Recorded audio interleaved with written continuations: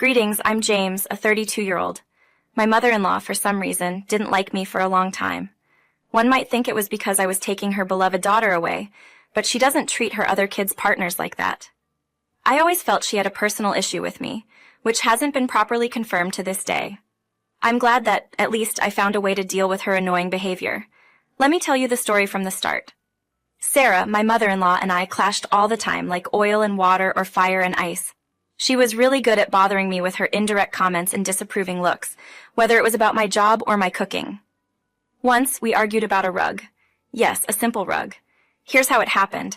Sarah said, "James, I can't believe you didn't get the rug I wanted for the living room. It's like you never listened to me." James, "Sarah, this is my home and I want the freedom to pick the furniture. The rug I chose is good." Sarah, "Good? It's ugly. Your taste is terrible. This is just one more example of how you're not good at things." James, "Stop, Sarah. I'm tired of you always making me feel small and pointing out my flaws. I work hard for our family and I should get some respect." Sarah, "Respect is something you have to deserve, James, and you haven't done anything to deserve it. You're just not helpful in so many ways." James, "I can't talk about this at the moment." Our talks always followed a similar pattern, where Sarah would argue about unimportant things, and I would end up leaving without continuing the conversation. I honestly thought she might have a mental issue because her actions seemed irrational, and it appeared she took pleasure in getting me upset. I tried my hardest not to let her see that it bothered me. I often seek comfort and understanding from my wife, Victoria. Victoria and I face the world as a team, but when it comes to her mother, she feels torn between loyalty to me and family ties. Victoria listens to my concerns and offers comfort, but deep down, we both recognize that Sarah's ways are harmful. One day, Victoria approached me with exciting news. She had been thinking about our situation with her mom and believed she found a way to improve our relationship dynamic. I was not expecting any surprises and asked her what she had in mind. Victoria suggested a family vacation for all of us, thinking it would be a great opportunity to spend time together in a fun and lively environment, away from daily stress. She hoped it might help improve the strained relationship between Sarah and me. I expressed my doubts, questioning if a vacation could really fix things given the strained relationship. Victoria assured me that Sarah didn't hate me, and this was a chance for us to reconnect, create positive memories, and find common ground. Sarah seemed genuinely excited about the idea when Victoria mentioned it to her. Surprised by Sarah's enthusiasm, I considered it an unexpected opportunity for a fresh start. Victoria encouraged us to focus on enjoying ourselves and building a bond during the vacation. I hesitated but agreed, willing to give it a shot for the chance to improve our relationship. Victoria appreciated my willingness and believed the vacation could bring us closer together, making it a memorable experience for everyone. Though excited about the idea of a vacation, I couldn't shake my worries, knowing Sarah had a history of trying to provoke me. However, I did commit to giving it a try, so that's exactly what I intended to do, step by step. Yet my initial uncertainty turned into complete skepticism. Sarah, typically not so enthusiastic, surprised me with her excitement, providing ideas and even volunteering to help with the planning. This abrupt change of attitude set off alarms in my mind. Sarah had never displayed such enthusiasm before, and it left me uneasy.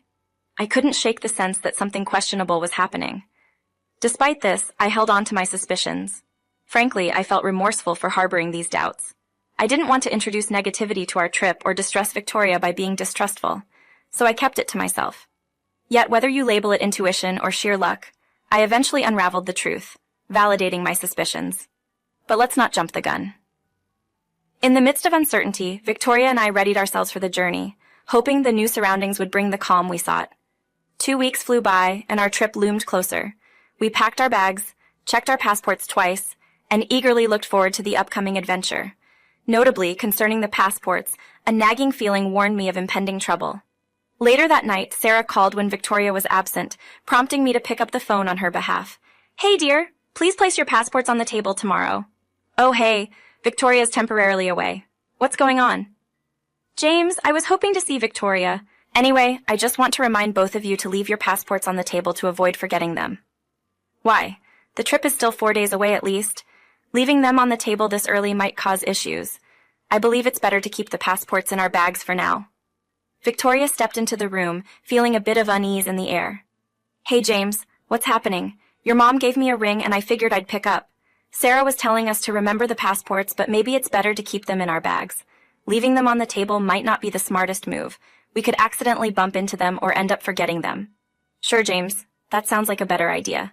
We wouldn't want to take any chances of misplacing them or causing unnecessary problems.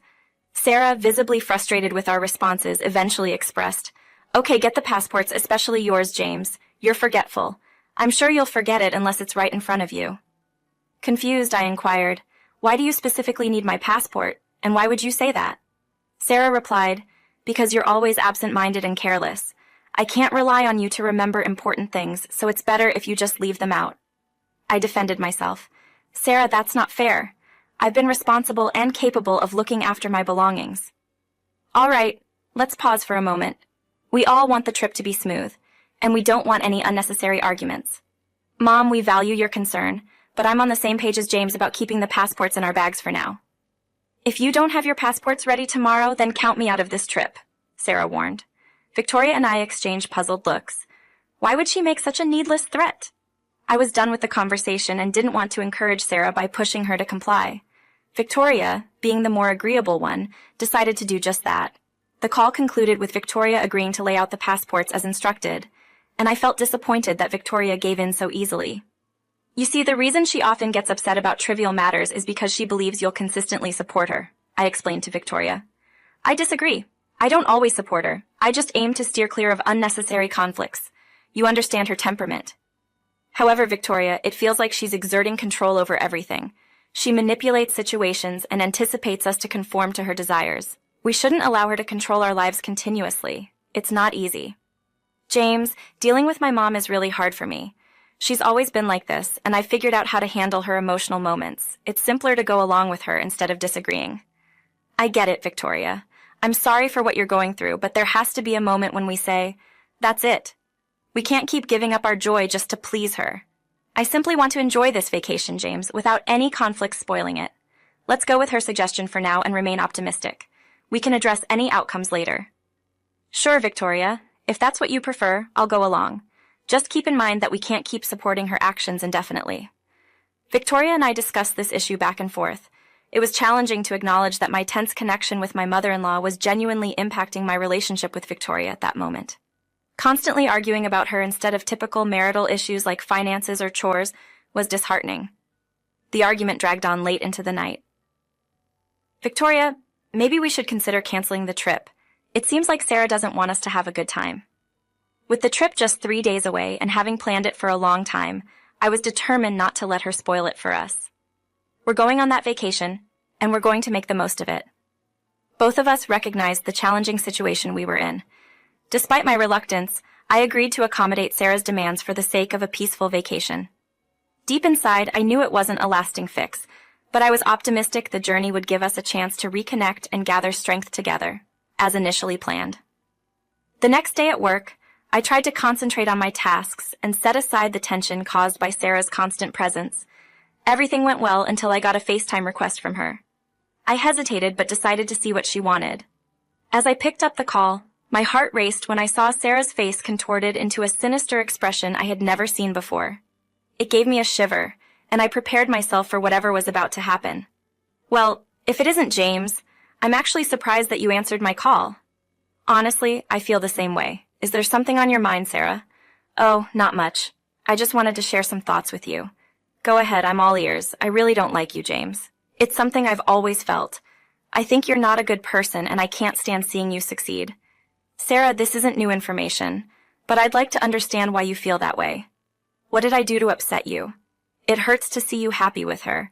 You both always seem to be having a good time. What's there to enjoy? It seems like you don't want our daughter to be happy. You're not being a good mother."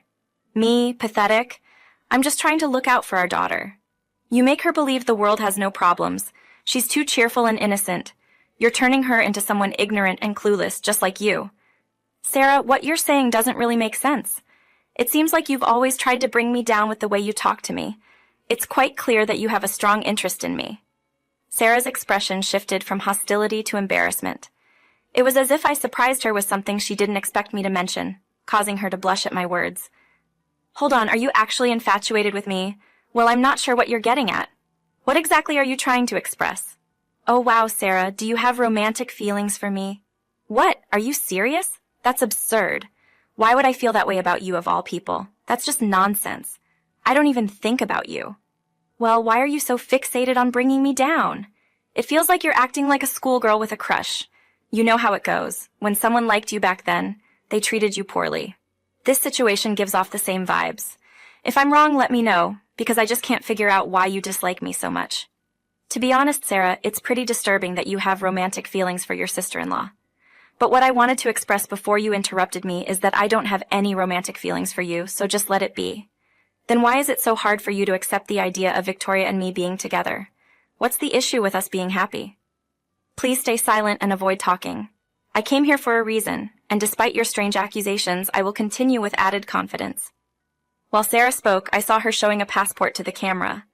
I was amazed to see a flickering flame from a lighter in her other hand. Feeling my confusion, she gave me that playful smile from the start of our conversation and then lit the passport on fire. She laughed, but I stayed quiet, looking at her with a combination of disgust. She took pleasure in her wicked laughter, savoring the chaos she had unleashed. James, my disdain for you is so strong that I was ready to turn your passport into ashes. It's not advisable for you to proceed with this journey.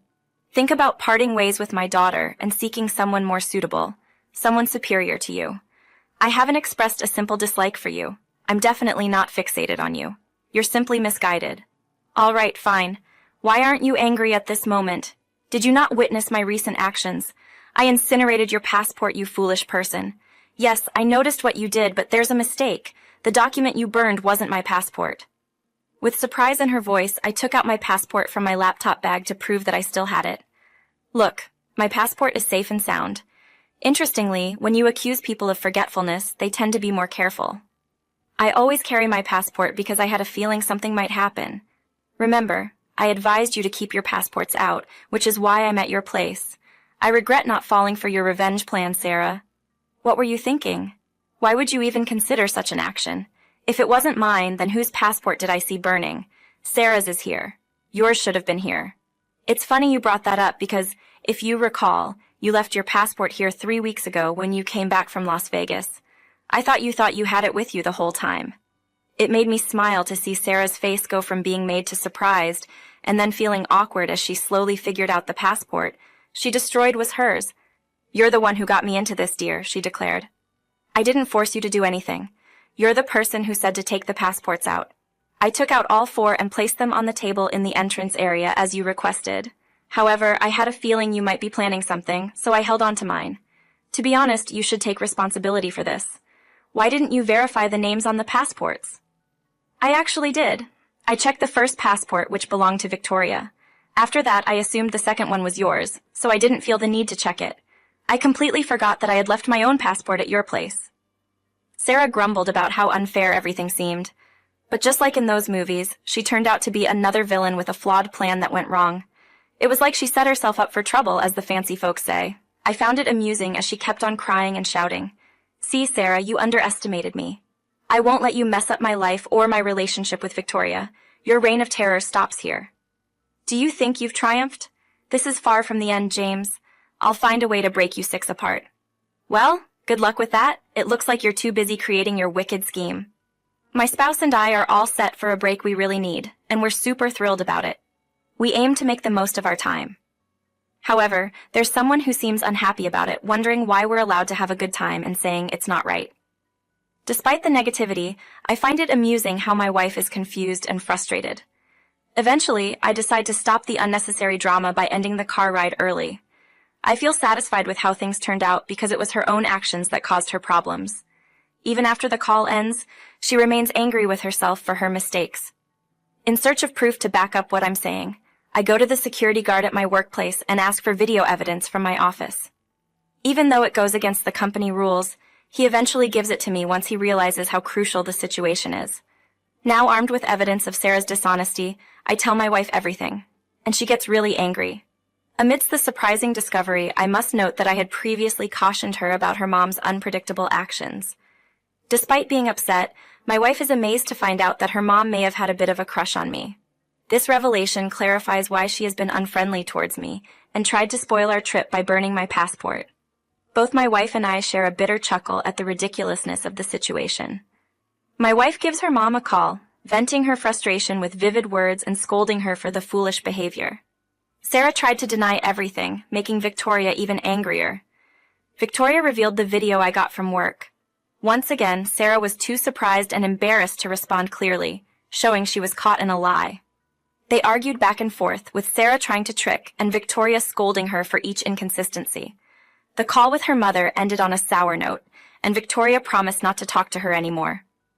During our holiday, Victoria and I encountered an unexpected situation, which was challenging considering we had received surprising news just 5 days prior. Despite feeling a bit silly for not realizing certain things about her mother earlier, my wife tried to lighten the mood by joking about her mother accidentally burning her passport.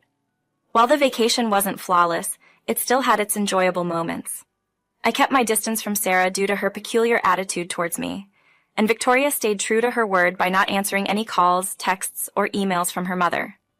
Sarah tried to get our family involved by saying we were not following the rules and convincing them to support her. Luckily, we hadn't shown the video to the other family members, so it was her story versus ours. Victoria and I are thinking about whether we should tell the rest of the family what we found out. What's your opinion? Should we keep it to ourselves or let everyone know about Sarah's actions?